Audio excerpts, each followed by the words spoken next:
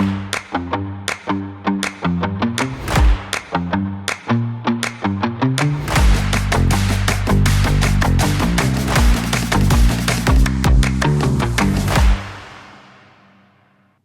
to another episode of Speaking of the Spectrum. If this is your first episode, guys, go back and watch for season 1 and the episodes before the season 2. We've got some real great stuff. If you catch them with Joe's Gems, well, you've missed them, so you got to go back and watch all of those. Speaking of Joe, my co-host, writer of the books, expert of the finances, ninja of the human Kaizen way, quacker of the jacks, and, like I said, dropper of conversational gems. How's it kicking today, Joe? Oh, it's kicking. Sometimes it kicks my butt, but you've got the colorful shirt back on today, so so it's got to be kicking high. I had to go with the black because of our guest and you, and sticking with the theme. Yeah. So speaking of our guest, Joe and I are not left on our own today. Who are you, by the way? Huh? Who are you? Boy, everybody knows me. Go back and watch the last episode to get my intro. I'm not no spoilers, guys. Come on, go back. The man with the plan from Pakistan, Shahrukh Sultan. Autism dad by day and night, apparently. Project manager and the vice president of the Autism Society of the Greater Hudson Region. My co-host, actually, he's the main host. I'm just Sideshow Bob. I don't look at it that way. As is my responsibility, I need to thank our sponsors, Pan Dermatology, for stepping on up. Teddy, you do a great job. If you have any skin issues, as you can see with my nice, fine Irish-German skin, I probably need to go see him. And our friends at Pulse MD, who put you back together whenever you break yourself, which tends to be how I am. Perfect. Thanks, Joe. And like I said, today Joe and I are not alone, thank God. We have someone here watching over us, the very inspirational Priya Winston. Priya, thanks for being on our podcast today. Thank you both so much for having me. Yeah. So as an intro to Priya, Priya is why I'm so excited to have her today. She's a licensed Master of Social Work, Director of Curriculum and Clinical Sports at Transitions, which I believe you founded, founder of Experts for Neurodivergent Young Adults, professor, speaker, presenter, championing neurodiversity, and I believe you yourself are neurodiverse, which is very inspirational. Yes, thank you. So, I think we met because I think you reached out via LinkedIn. We connected. I think you and I, and Joe, we all kind of move around the same circles locally over here. I think you were also, I think the first time I saw you was on News 10 ABC, I think at the same Autism Acceptance Month when Joe and I also went on. So that's what I think the first time I heard of you. Yes. Yeah. So that was one. So you were at that time you were doing I think it was like an autism expo that happens in Saratoga, right? Yes. So tell me about Transitions and what that does. So Transitions is a program for young adults ages 17 to 27 for young adults with autism and other learning differences. We work with them to support them with goals of going to college, going into the workforce, living on their own for the very first time. Really what we do is we work with the person to make sure if their parent, family member, guardian was gone someday or their caretaker was not there anymore, would they be okay? Would they survive? Would they be happy? Would they thrive? And that's essentially what we do. That's amazing. As an autism dad, I love hearing that because it's so nice to know that there's something out there. Whether or not we're signed up or aligned with Transitions yet, that obviously hasn't happened. We'll get there, but it's so reassuring to know that there's something out there. So how does that work for how would a family like mine line up with Transitions? What does that process look like? Is it because I know the reason I'm mainly asking Priya is because we're still waiting for self-direction budget to get approved, right? That's a long process, so much paperwork. Even to get OPWDD was a long thing. So how's the process for something like that in Transitions? What does that look like? So for anyone who is interested in more information, you can visit our website, www.transitionsusa.com. .org. And basically what you can do is it starts with applying to be a part of the program. And there's certain documentation that we request, like documentation from school and a clinical evaluation. This can be a report from a student's counselor, social worker, psychologist in school, or anything of that nature. And once that and our application is sent to us, then the admissions committee, which I'm actually a part of, reviews the application. And then most of the time what happens is that student is invited for a visit to experience what the program is like, to learn a little bit more about it. And from there, we make the decision on whether or not that person is accepted. So, and for funding, also, you mentioned self-direction, OPWDD. So families can choose to fund their time in the program with OPWDD. We recommend, if you're interested in doing that and you're looking to get that resource, that you connect with a care manager, start that process as soon as possible. The other option is private pay. Gotcha. Okay, can I interrupt real quick? So you both mentioned OPWD, and there's some of our listeners who might not know what that is. So could you clue them in real quick? I will not, because my wife did all that complicated paperwork, and she can even tell you more about it, and I don't. I just, she points, I shoot. So I'll let Priya, who's a real expert in the room, talk about it. If you feel comfortable. I have very basic knowledge, but OPWDD is basically the New York State Office for People with Developmental Disabilities, and the government of New York State has basically put this office in place to ensure that people with disabilities all over New York receive services. And so Transitions, our parent organization, is the ARC Lexington. Right. So the ARC Lexington is an OPWDD funded organization. Gotcha. And if you want more information, you go to the state website, GTS, Google that stuff. But that was actually a great little explanation, because you gave what people needed. So thank you very much for that, Priya. Absolutely. My pleasure. Priya, I'm going to ask you like a lot of questions, because I'm really inspired by, your background and stuff.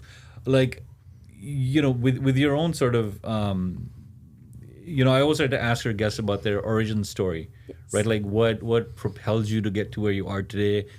And I really want to know, like, obviously the challenges, if I may ask, that you had, and I really want to know how you overcame them, because that's like so inspiring, like. Absolutely. I appreciate your compliment as well. I'll start from the beginning. So I grew up in Fulton County, New York, an hour north of Albany, a small rural town. And my parents are single immigrants from India. Mm-hmm.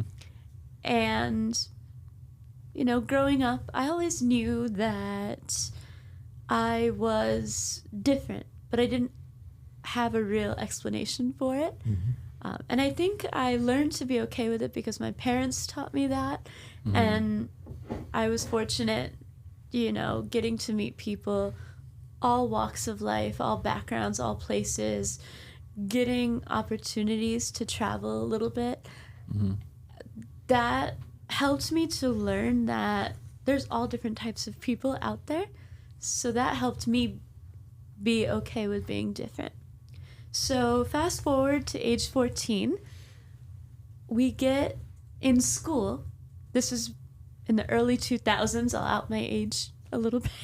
But so basically, we were assigned a project. I don't know if schools still do this. You get an egg, and they say it's a baby. You have to take care of it. And what happened is this was a science project. So each egg was given a specific medical condition. So mine was Turner syndrome. And I'm reading about it online. This was in the early stages of the internet, and I'm reading about it. Let's go. I'm telling my mom, this sounds like me. Wow. And what are the odds, huh? Yeah, and I still can't believe it to this day. And, initially at first, everyone was like, no, don't read into all that online. And even my doctor said the same thing, but it's the simple thing. Can confirm with a blood test. Go on. So if you don't know, so Turner syndrome is a condition that can occur in people assigned female at birth. Mm-hmm. So when people who are female are born, 2 X chromosomes typically. So with Turner syndrome, one is missing or partially missing. So, and it turns out I had this. And it looks different for everybody, but the blood test confirmed my diagnosis of it. So the biggest thing with it that's impacted me thus far is a learning disability. And I actually, so if you don't know, my parents were in the field of working with people with disabilities for a long time. So, but it was still it's very different when it hits home or someone you know. So even with parents who personally. work in that field, it was still like, So, right? yeah. Wow. Yeah, and I can't imagine like people going through that experience without that background, you know?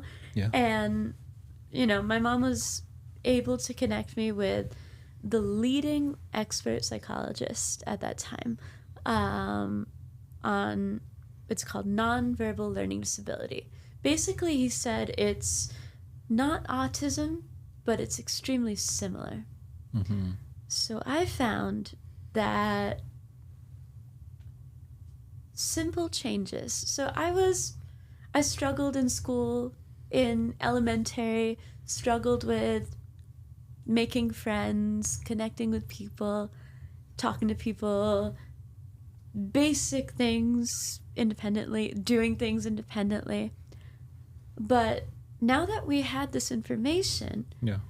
as devastating as it was, it started to feel like, okay, well, that makes sense.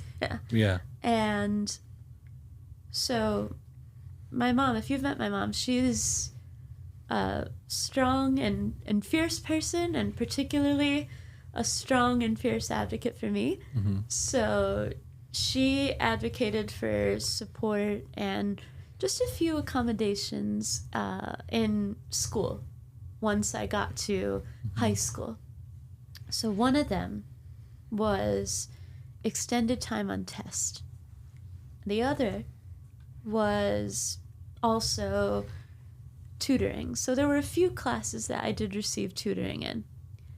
And just this change made the difference. So it ended up, I was able to graduate 5th in my class out of 145 students, and with advanced placement credits, with a full scholarship to Albany's Honors College. Wow.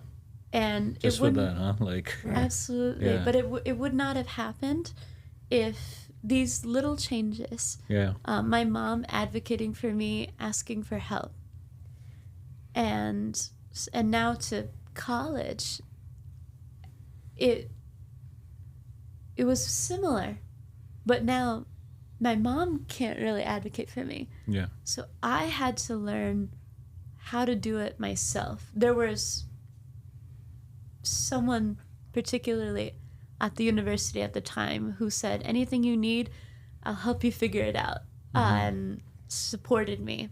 So I got the accommodations, same thing, extended time on test, and that has carried me even up until the time I completed my PhD. And I think you had asked the question, what got you to where you are? Yeah. And one of the things that I found, first it starts with understanding my strengths Yeah. and understanding areas where I need support. Because we all, autism or no autism, we have both. Yeah. And accepting like, look, this experience, all these things you want to do, you're going to have to work harder. It's going to be more difficult for you than most people. And that's just the reality, even today. Yeah. And that was just coming to terms with that. Yeah. And also from there, okay, now I know what support I need. Now, not being afraid to ask for help. Yeah. That's the biggest thing. So asking for help, advocating for yourself. Yeah.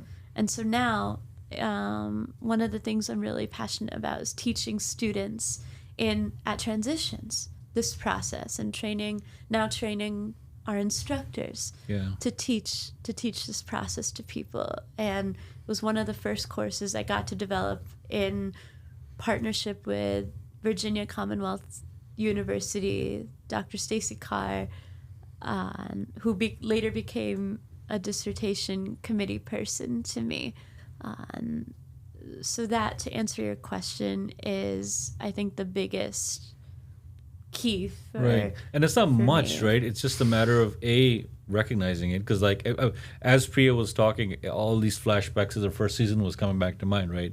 So the first thing you talked about was like almost like that self-actualization, self-realization, self-diagnosis, if you would, right? When we had Justin Gaines last season, your friend, who, he's like, I knew there was something quirky about me, but the moment I self-diagnosed, it just kind of made it more sense. Like, oh, okay, I get what it is. Now I know how to address it, right? It's the first step.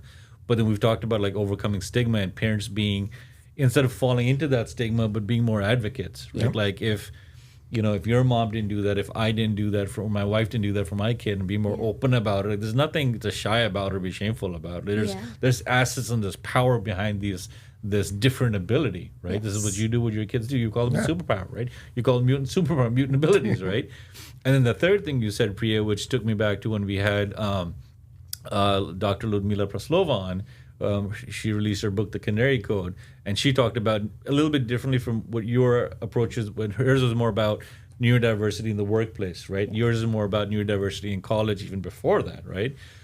But she, like I brought up the word like accommodation to her, and she's like, I don't like to use the word accommodation because this is like something you should be. And she was talking in terms of like the workforce. Yeah. Employers need to be providing this already, right? And Absolutely. When I was asked, it's an environment for success, no matter what little tweaks you make. It's small changes for big outputs. Those tiny little changes of a little extra time that they allowed you and helped you with.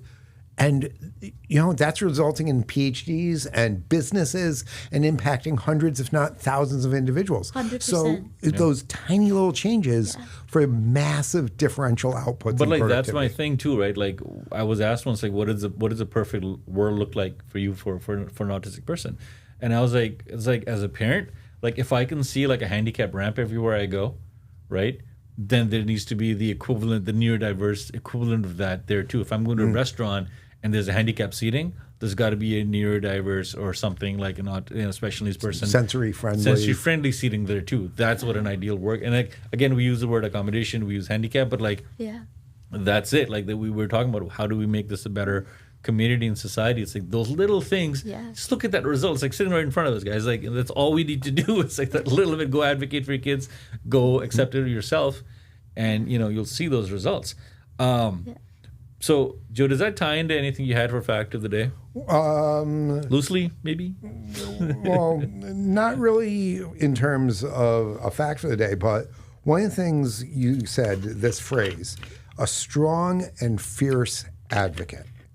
And that's what your mom was, and that's what that one staff member at SUNY Albany was for you, and now that's what you are.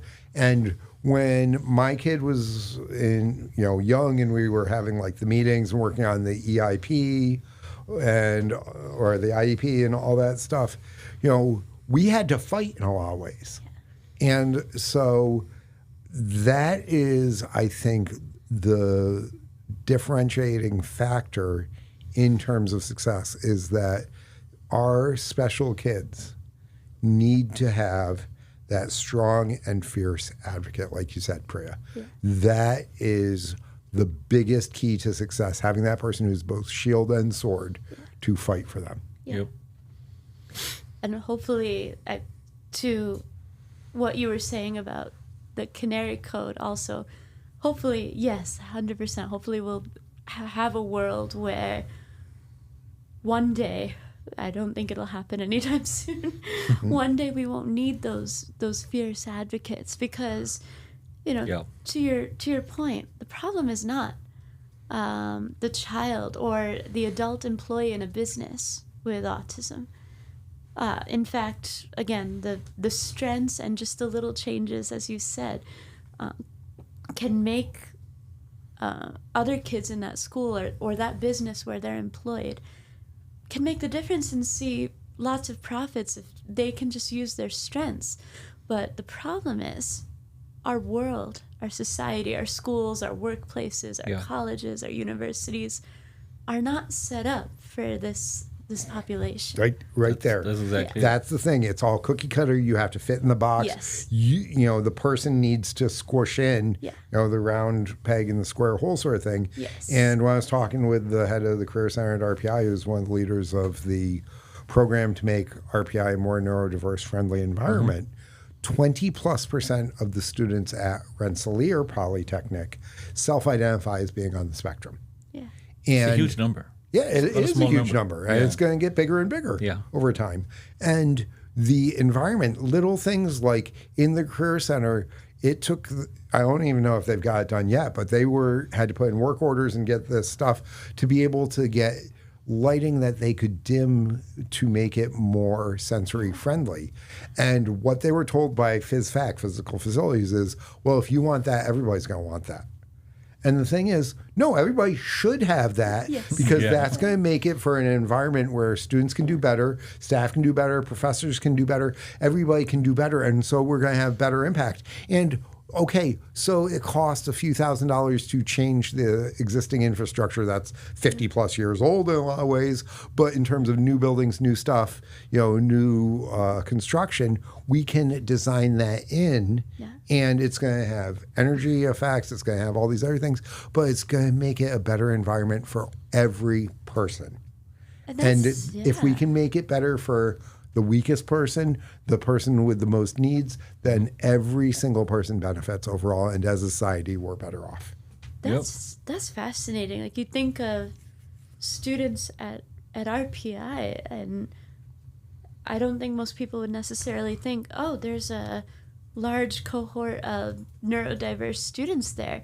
And, to what you said earlier, there's literally laws in place where buildings and colleges, universities, businesses have to invest in ramps, wheelchair ramps, elevators, whatever it is, for those types of disabilities. Why is it not the same for an environment, as you said, the design of the space? There's research to support specific designs and environments that are conducive, as you said, not only to people with autism, but everyone can benefit from that. Yeah. But unfortunately, it is the invisible Yes. disability. You don't have the seeing eye dog. You don't have the wheelchair to see that somebody just needs a little tiny changes, as you said, to get these huge changes in output. Joe, I haven't learned a new word in a different language today. Well, luckily, I have one for you. And talking with Priya before we started, she actually gave me some guidance as to where we were going to go with this. All right, let's go with it. So one of the things that, if you haven't listened to the previous episodes this season, one, shame on you, go back and listen to them. But two, we're exploring how the concept of autism is not only discussed, but described in various languages across the world. And the Eurocentric languages, the Romance languages, tend to have very similar roots, tend to come from the Greek. So it's very similar, whether it's autism in Romanian or autism in German or French or everything. But we decided to go way, way astride. And so we're going over to Japan. This because Priya said. And for my Japanese friends, if I slaughter this, please forgive me. Ji-hi-sho, which means self-closed condition. And as you were talking about in our last episode with how the Somalis are starting to change their language and how they describe it, or do last time, this autism focus. And in a lot of ways, individuals who are on the spectrum are closed off. And it's not necessarily that they're closed off in terms of being kept in, but sometimes it's the inability to communicate and push out. Yeah. That's where you need that advocacy and those little slight adjustments, a bit of a support, a little bit of hand holding, and just look at that. You get a you get a PhD who's changing the world. That is how you will master the spectrum. I do have, usually we talked about like a hero of the day as well. And, I pick some out, and then I pick one who I'm going to talk about in each episode. And this wasn't intentional, but the person who I picked is actually almost like a mirror image of you from what I'm reading. Her name's Anne Kagarise. At 5 years old, she was told she could never go to high school. Wow. However, she went on to earn a master's degree. She worked as a journalist for 8 years and authored a book. She's currently the assistant director of Idea House Educational Services, which is a school of children for autism, right? Same into that education and helping other kids, progress. Her ideas about how to transition young adults, is the word transition there, which is your organization, with autism and, transition from young adults into, adulthood, and helping the students. This is what I like about it, was help students tap into their passions and then teach hands-on skills. Right. One of her quotes were that like, whatever it takes, but excuses for not doing work is not an option. The first time a student said to me they couldn't do it because they had autism, they heard from me the whole "I have autism too" speech. I love that. Right? Like, so does that resonate? Right? So like, though, I mean, thank you, and like, I love hearing those stories, and like, we have one right here.